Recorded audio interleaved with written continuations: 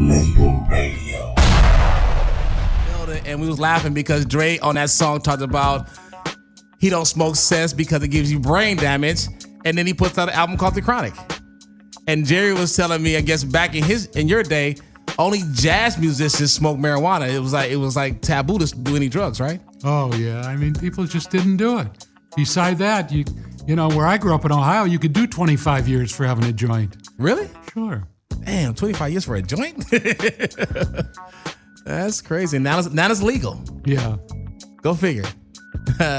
So we talked about the good old days, and then all things fell apart, and you said it stopped being fun. What was the energy like around the office, Eazy and yourself, once, you know, Suge got in the mix and things started to not be fun anymore? What was the energy like? Well, the energy was different. Okay? First of all, I grew up in Cleveland on the same block as Bone Thugs and Harmony. I mean, I carried a gun when I was 11 years old. So, I mean, nobody was scared. Okay? Eazy wasn't afraid of Suge Knight. We just were cautious. And we made sure that we weren't put in a position where we could be ambushed or whatever. So, you know, it just changed everything. So, and it made it stop. Before that, it was all fun, man. We're laughing and giggling, all going out to dinner together. And then it was people searching your house before you got home, you know, to make sure that nobody was there. So how is it now? I mean, that's 15 years, 20 years ago. And how is it now for you as far as seeing like Dre do big things and see Ice Cube do big things and see, you know, the legacy that you kind of sparked do big things? How is it for you now? I'm very proud of them. You know, I'm as proud as could be. So we're not friends. You know, I was part of that process. If it wasn't for Eazy and I truly believe they wouldn't be where they are now. So I'm very proud of their accomplishments. I'm glad they're doing well. Do I go to dinner with Ice Cube? I don't think so. Would you ever sit down with Ice Cube? Would I? I think that he made that impossible when he wrote No Vaseline. How can you be a nigger for life crew with a white Jew like Jerry Heller telling you what to do? You know, I'm going to shoot that Jew in the temple. That cut you deep, huh? Well, it's not something that one man can really say to another man and then expect to be friends with him. Yeah. So, yeah, I don't think that. First of all, if I thought that he meant it, I think he was looking to sell records and didn't like me. He wrote Black Korea. I don't think that he hated all Black Korean store owners. Yeah. I mean, Korean store owners, yeah. Right. So, but, I resented that song. And I don't think that I could ever forgive that, just like I don't think that he could forgive the fact that I chose Eazy. You know, Eazy was my guy. He brought you to the dance. So like you said, you're going to leave with who brought you to the dance. Right. So, you know, Brian Turner enabled Ice Cube. And I saw Brian Turner in Palm Desert not too long ago. And he said, how can you blame me and this and that? And I said, you know, Brian, thinking about it, I don't really blame you for Ice Cube leaving the group, but I think you enabled him to leave the group. Yeah, he put the battery in his back to say, hey, I got your back to go. So when you take a group, I mean, you know what? Every person in the world would have loved to heard another NWA record. I would have loved to heard one. I would have walked away in a second if I thought that it would meant Cube and Dre coming back to do another record with NWA. Is that really true? Because you said that several times. So right now, if Eazy was still alive, or when he was still alive, and they were trying to talk about putting a record back together, you would have stepped out the picture and not been involved at all if that meant getting them all back together to do a record. Absolutely. We're talking about history. I mean, I wouldn't have stood in the way of history, and Eazy would have, we talked about it. He would have expected me to step out of the way because my job was to protect the assets of Ruthless and do what was right for him and the company, which I always tried to do. Sure, I would have stepped away in a second if I thought that NWA could have had another couple of records. Wow. Wow, that's big. I mean, that's big because that means it wasn't about the money for you. It was about the movement. Well, it was about, yeah. It was about what they did together and what they could have done together. And look, I mean, at the very height of their career, the group broke up. Even after No Vaseline, you'd have still been okay with like getting those guys back together and saying, you know what, this is bigger than me. I'm gonna step away and let you guys do it. I wouldn't have been part of it, so sure. Yeah. That would have been between Eazy and Cube and Dre then. Wow. And during this time when they were throwing shots at you, and Dre was throwing shots at you, Ice Cube was throwing shots at you, and you was thinking about writing a book and whatnot. Did you ever think about coming out and saying, you know what, these guys are lying about this stuff. I'm going to take a lie detector test to let them know that I'm telling the truth and they're not. And did you ever think about challenging them to a lie detector test? Well, that's not going to happen. You know that of course not. That nobody's going to do that. Yeah. But I did write a reality show that sort of was made on that premise, which I haven't sold yet. But, I am doing another show that, when I wrote this book, Ruthless, I asked a lot of people for quotes. And I got a quote from will.i.am, who was signed to Ruthless, by the way. Yeah. I got a quote from will.i.am, who said, Jerry Heller taught me everything about the business and how to protect myself and whatever. We signed him when he was 16 or 17. Irving Azoff, who certainly is the single most powerful man in the history of the music business. I mean, the man owned Live Nation, Ticketmaster, has managed the Eagles since 1973, and Christina Aguilera, and Aerosmith, and 200 of the biggest groups in the world. Wow. And owns the Forum. So he wrote on the back, Jerry Heller taught me everything I knew about the music business. Okay, so I asked Ice-T for a quote. And Ice-T said, I met Jerry Heller and didn't trust him. So I put that right next to the good thing. If you want people to believe what you're saying, you got to tell them everything. Why did Ice-T say that? That's what he thought. He met me and he didn't trust me. Okay, he's entitled to put that on the back of the record. I never did any business with him, but he met me and he didn't trust me. I'm okay with that. That's his opinion. Everybody's entitled to their own opinion. That's true. I put it on the book. I also put, Jerry Heller's the smartest guy I ever met. And that was my quote. I said that I wrote to yourself, yeah. Sure, I read Jerry Heller. But in 1970, a kid wrote me a letter from the University of Illinois. He was a freshman. He wanted a job. He wanted to be in the music business. I liked his letter. He was a freshman. I said, if you can afford to fly out here, I said, I'll talk to you and interview you. So he flew out and I liked him. And his name was Irving Azoff. So here's the most important guy in the history of the music business, that I hired because he wrote me a letter from college. Wow. And we probably talk 30 times a day. Wow. Okay, we're still friends. We don't do a lot of business together, but we're still very close friends. What did your friends, okay, so you have all these friends. What was your friends telling you during the height of the beef and all the back and forth stuff? What were your friends telling you? I don't quite understand that question. Like, I'm sure, like you say, you talked to, Mr. Azoff 30 times a day. You was talking to a lot of people different times a day. I'm sure they were calling for your safety and your concern. Did they ever tell you to kind of like, hey, Jerry, you need to get out of this mix? Well, a few of them did. And Irving said to me, come on over, I'll get Mo to buy your company and you'll come inside and this and that. But I said, Irving, it's not what I do. Yeah. I'm doing what I do. That's what I like to do. He said, Jerry, music business is over. The only thing that matters now is touring and merchandising. Yep. He said that's all that, he said this to me like in 1991 or something. Touring and merchandising. But it's not what I do. I'm real happy with what I do. I like the music business. I like being with creative people. Most of the people that hang around you are people that are looking to better themselves, okay? So not a lot of people were telling me, you better get out because Suge Knight's going to kick your ass. You know, Suge Knight wasn't going to kick my ass.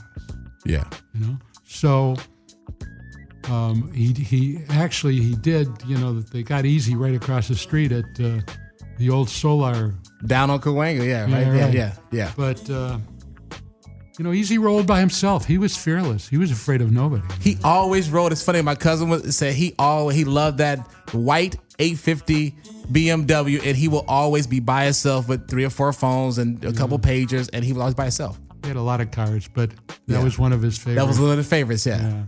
And he rolled by himself. He was fearless. Yeah. He was a little guy. But he was a tough guy. So so after NWA disbanded and you guys were kind of doing your thing, you came across another great group, Bone Thugs and Harmony. Right. When Eazy called you on the telephone from Cleveland, you heard the excitement in his voice. Right. Was it the same excitement that he had when he was talking about NWA, or was it different? Same excitement. Same excitement? It was coming from the same creative center of his brain, of his heart. He heard him. Actually, the bodyguards heard him outside wrapping around an oil barrel because it was Cleveland. Yeah. It was cold and Eazy was playing. It was the middle of winter. And they brought him in and they rapped for Eazy. And Eazy liked him and called me on the phone in the middle of the night and had me listen to him. And he said, we got to get these guys, you know, to California. And I sent him bus tickets. Well, I didn't want him getting here before Eric got back. Okay. So you put him on a bus. We put him on a bus. Cleveland. Yeah. Took him like 3 or 4 days to get here. Yeah. Yeah. And when they got here, Eazy was here. We put him in a motel or whatever. And you know, that started Bone Thugs and Harmony. And they had an amazing EP. You guys put the EP out and you had an amazing EP. But then things started to, you know, take a turn for the worse or whatever. And you wasn't around when the East 1999 album actually came out. You was there for its first inception, but you wasn't around when the album actually came out. That album was finished in August of 1994. Okay. They didn't put it out until I think July or August of 1995 after Eazy had passed away. And you said that in your book, you said that this Bone Thugs Harmony album could surpass Michael Jackson's Thriller at 15, 20, 30 million records sold, right? If they would have known what they were, I shouldn't get into that. So if you knew that this album was kind of there, why did you leave Ruthless Records before it actually came out? Since you kind of knew that this was your baby and you guys worked in, why did you leave it? Eazy died, man. There was nothing left for me. When he died, that was it for me. There was nothing left for me at Ruthless. So when he left this earth, a couple weeks before, I left Ruthless. Okay. And then the album comes out, it does, what, 5 or 6 million, something like that? Actually, it's Diamond, so it did at least 10. Now, but at the time when it came out, it was at 5 million and whatever. And you were like, it should have did more. Well, it should have done more because strategy-wise, they should have put out Crossroads first. I agree. Crossroads is one of the best singles that I've ever heard in rap music. You're right. And they put out, it was a fourth single? I think it was fourth, and by that time, the album had really fizzled out, run its course, you know? And but if they would have put Crossroads out first, that album would have sold 40 million copies. I mean, they were doing something that nobody else ever did. Whoever layered vocals like they did. And, you know, Tony C and Unique, you know, produced that record. And it was great. The only reason that Creeping on a Come Up didn't get the acclaim that it did, it only had 6 or 7 songs on it, which was one beneath the limit to be on Billboard's Hot 200. That would have been a #1 record, but it didn't have enough songs on it to qualify as an album. It qualified as an EP. Why you guys didn't put it? Because you knew that. I mean, being a business guy, you knew that. Why you didn't put another song on there? When you put out a record, you don't expect it to sell millions and millions of copies. They've delivered a record to us. we put it out. Okay. You know, and that was the record. And then, yes, we should have, first of all, we should have done it because we would have made much more money if we, you know, as an album than it would have as an EP. EP sold for less money. And it just wasn't something that we thought or talked about, you know? We put it out because that's what it was. Are you still cordial and cool with the Bone Thugs and Harmony guys? I'm not cool with them because they talk shit about me. Oh. The only one I'm really cool with is Busy. And I talk to him and see him once in a while. But why they talk shit about you? Everybody talks shit about you, but why do Bone Thugs and Harmony talk shit about you? Why? Yeah. They tell people that they think I killed Eazy. But it's funny because I've heard that story around the water cooler several times.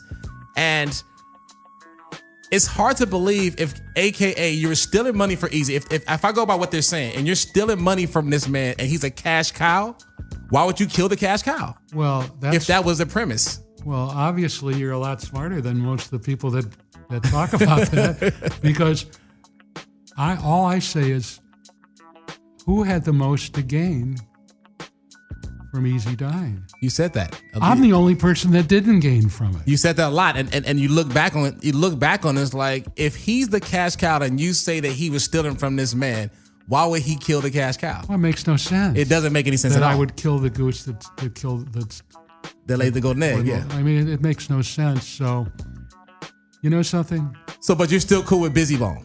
Very cool. He's a good guy. Yeah. And you know, they have a sort of a management team. Jamie Adler and Steve LaBelle, who I'm very fond of. Big shout out to Jamie Adler, because he's the reason why you're here. Because, you know, I know it was, you know, he spoke up highly about us, and then it put you at ease to get here. So big shout out to my man Jamie Adler. Yeah, he's in New York, and he's a good friend of mine. I knew his dad in Cleveland, and you know, we're all from the same place and the same circles. Nice. He's a good guy, and he has a couple important meetings back in New York that could change his life. That's dope. That's dope. Yeah, Emma J works with him, so yeah, he's definitely a dynamite guy. And shout out to him for getting you in the building. You know, yeah, I like Jamie. I trust him too. Obviously, of course, you trust him enough to come. You know, right. So now we get to the present day, and they're putting out a movie about NWA. What are your thoughts about the movie?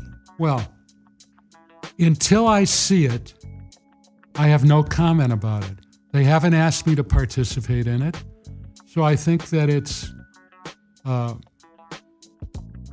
inappropriate for me to comment on something that I haven't seen. So when I see the movie, and I'll be there opening night with my lawyers, believe me. So what was your thoughts? Okay, because I've seen a few interviews with you, and you say the same thing in every interview. Like, I haven't seen it, so I don't know what to think about it. But what is your thought when you heard that they were putting together a movie? What was your initial reaction to the idea? How can they possibly do it without me? There's only two people that know everything, and one of them isn't here anymore. So how could they possibly put out a movie without having me involved? So they've let their personal feelings overshadow common sense. I should be involved, and I should have been involved in that movie. But going back to what you said, you would never sit down with Ice Cube because you wrote No Vaseline. Would you ever be a part of this movie? If they invited you to the table, would you ever be comfortable enough to be a part of this process because of that whole No Vaseline thing? Well, I mean, I wouldn't have hugged and kissed him, but I mean, I would have been a consultant. I'm a consultant to a lot of companies. Okay. So sure, I would have given my advice, and at least I would have made sure that everything they do is authentic. Okay. Now I heard, and I don't know, see, once again, I heard this from Doug Young. I don't know if it's firsthand, secondhand, whatever. I heard that everybody is complaining because you can see that it wasn't filmed in Compton.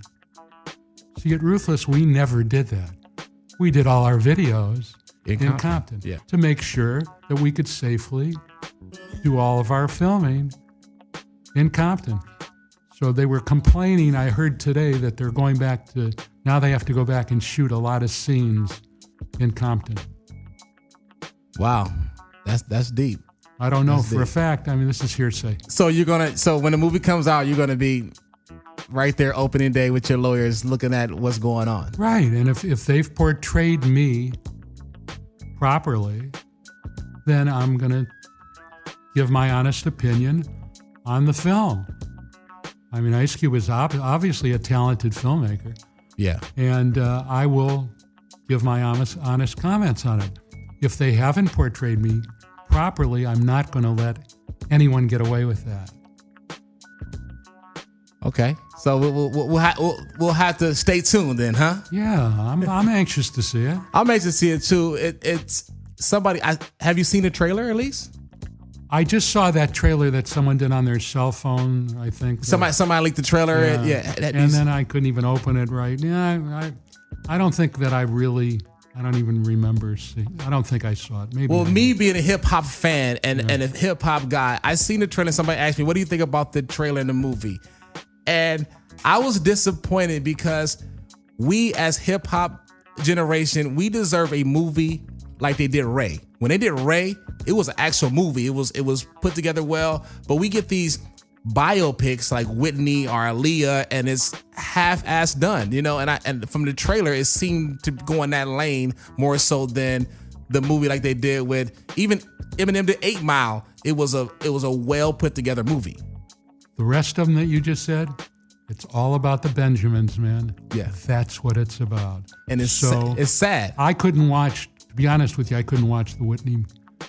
I knew Whitney. I know Bobby way too well.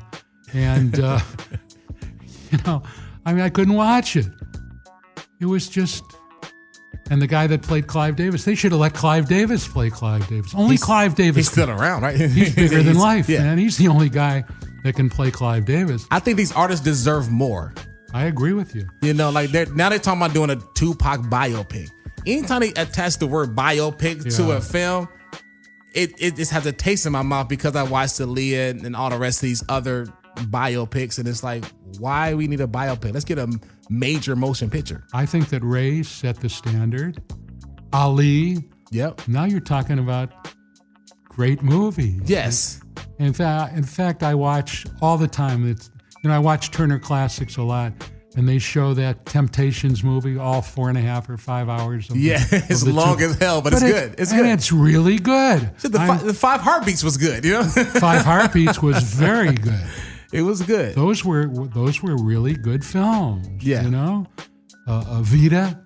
I mean, yes. When you gotta portray people honestly and properly. Now, would you ever do an NWA movie on your own? Like, would you ever put together something and do it yourself?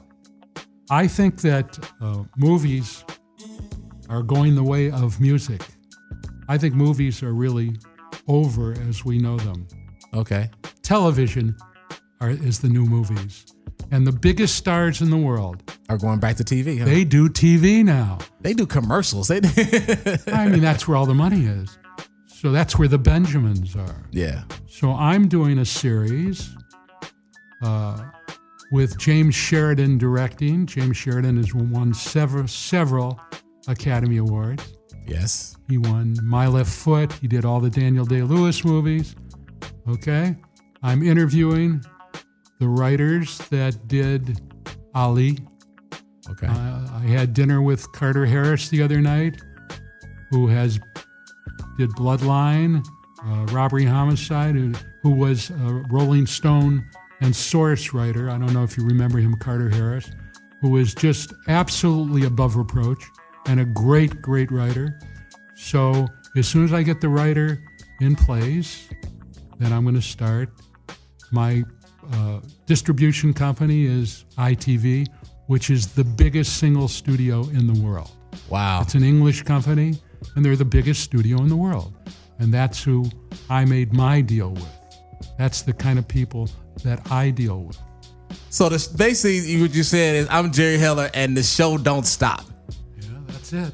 You keep it moving. You said it. So people have a misconception of you. And And that after reading your book, I definitely, have a different view of you. Like I said, I was around, like I said, my cousin was around a lot of that stuff. So he told me stories that he was like, I don't understand why these guys are mad at him, because Eazy never said anything foul about them. And after I started reading your book, you said only people that was in the office was me and Eazy. So how do they know what was going on in the inner circle if they wasn't inside the circle? And then you start to do some research, and it makes sense. That coming out. You're on Facebook. Do you get a lot of hate mail on Facebook? I get several hundred Facebook, whatever you call it, a day. I would say that 397 of them want me to listen to something or watch something, a YouTube thing of theirs. Yeah. They're very respectful. I answer every single one. So when I do that, I mean, it really freaks them out. I mean, that's how we connected. I reached out to you via Facebook, and then you responded, and I was shocked. I was like, damn. I respond to every single thing. And you respond Facebook. pretty free. We was going back and forth for quite some time, and you respond, and I was impressed because, like you said, the artist J.R. Ewing came to you, and he thought he was meeting the devil or whatever. That's the perception of it, because you don't talk a lot about who you are. So of course the perception is what we hear on the radio and on these songs or whatever, but there's a few sides to every story. And the fact that you actually communicate, it was shocking to me. Yeah, I do that as long as people are polite. Yes. Okay, and I tell them, if they say, well, I got this album, I say, just send your best cut. Just one. Just one. Right. Yeah. And then we'll see where it goes from there.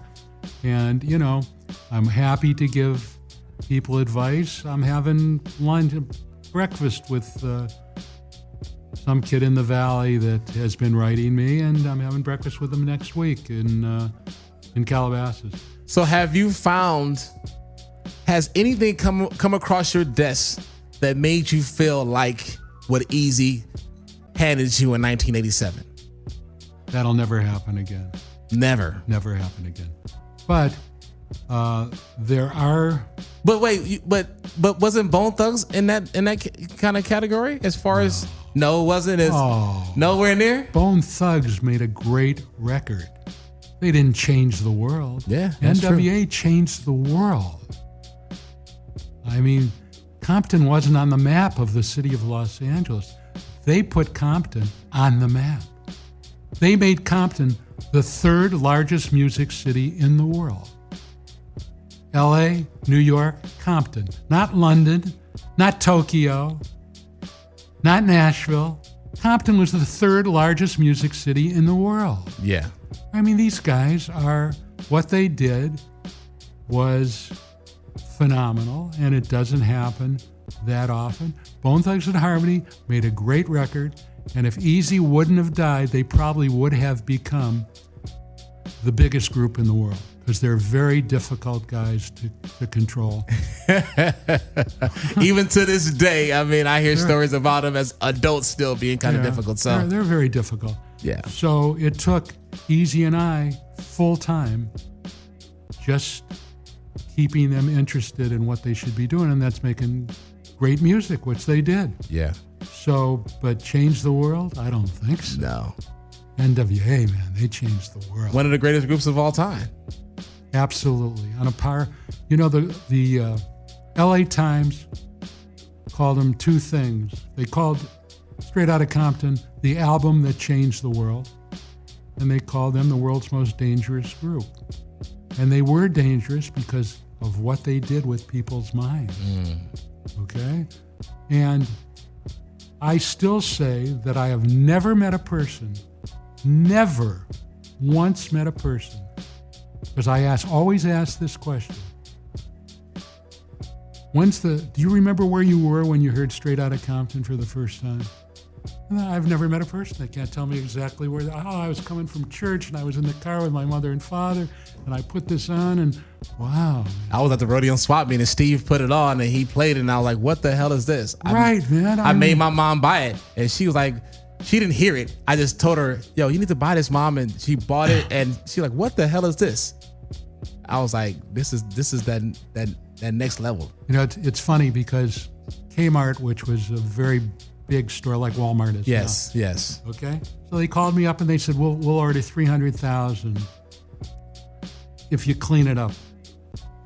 So I talked to Eazy about it, and he said, "No, we can't do that." I said, "Yeah, this is 300,000 units, and we're talking about a couple of $1 million, you know." Yeah. So he let me do it. And we used to get calls every day from 12-year-old kids who would say, "I bought that record, man, and I'll never buy another one, none of your records. What happened to all the swear words?" And you know, so we used to send them one of everything. We used to FedEx them. Any kid that called that wasn't happy with that, we'd send them like one of everything.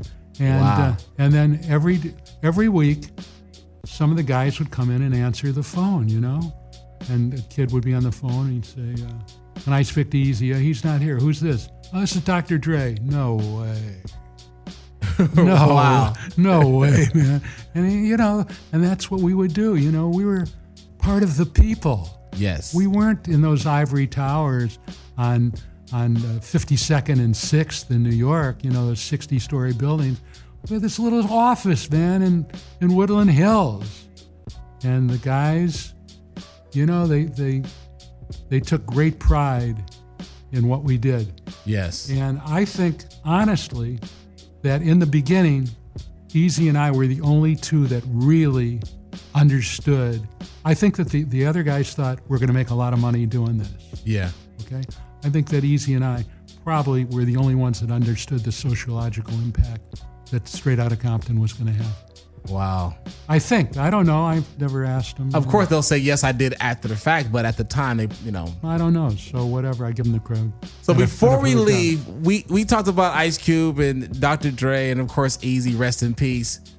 What is your relationship with MC Ren? Because he was kind of like the quiet guy of the crew, but he was, I think, one of the most dangerous ones in the crew. He was very close with Eazy, and they were very close friends. I've never seen him again after Eazy died. I never saw him again. And he's never said anything bad about you either. Well, I got nothing bad to say about him. I know. He was a tough guy. He was a great rapper. He was a street guy like Eazy. And he was a very close friend of Eazy's. I made a big deal for him at Capitol Records where he put out CPO, which was a really good record. It was. You know, it just so happened that the lady that ran that department there, Gene Riggins, left right after that and went to work at Universal or something. But it was a really good record. And I got nothing but respect for Ren. I've seen Yella once or twice. You know, we weren't that close then, but I'll tell you one thing. I'm not sure that Dre in the beginning would have been as big as he was without Yella. I mean, remember, High Powered Productions was Dre and Yella. Yella did the drums, a lot of the drums. He did all the programming, and he picked the records, and, you know, he was a very solid guy for Dre. He was perfect for Dre. Yeah. What did Yella say on the album? He said, "I used to fuck it up at Compton High." Yeah. And he started playing the drums. Yeah. So yeah, they were. That combination, like you said, sparked that whole movement. You know. It did for me. Dre Yella was an important part of that equation in the studio at that time. Definitely. So, before we get out here, any last things you wanna let the people know? You know, I know you have a lot of things going on. Any last things you want to kind of share the world since the mic is yours? Well, this is a very difficult time in the music business. You know, it's a time that I don't relate to or understand because there's no such thing as albums anymore. People buy singles or download singles, and that's not really a business that I was ever in. I like the business of albums that tell stories. Carole King's Tapestry, NWA, that's always the business that I've been in. So this business now sort of puzzles me. How can you listen to a record on a cell phone? When I grew up, people wanted sound systems. Yes. They wanted good sound systems. Nice ones too, yeah. Yeah, right. So, it's a different time, and Irving was right. It's all about merchandising and touring, And there's two things, and I'll make this quick because I know you're in a hurry now, but there's only two musical movements that have withstood the test of time. One is music from the church, man. Whether it be gospel, R&B, hip-hop, whatever you want to call it, it all comes from the church. So that has always been the backbone of American music. The other is country western. Country western is R&B, it's church music with drums. So those two musical movements have survived, and they will continue to survive in whatever metamorphosis they come from. So, I think that's the only thing that I do understand still is really those two musical movements. The business itself, really, I am a dinosaur. It's passed me by, so I'm doing other things now, that's all. As you said. I'm doing a country western album with a girl named Leslie Coors Mather. That's one of the greatest records that I've ever heard. I think that this record it won't be earth-shaking like NWA, but it's a great record, like Taylor Swift makes great records. Nice. My television show will be an important show right from the street. It'll be on cable, and all of us will watch it, man. Not like, Empire, like, that's a television show. That's not a cable show.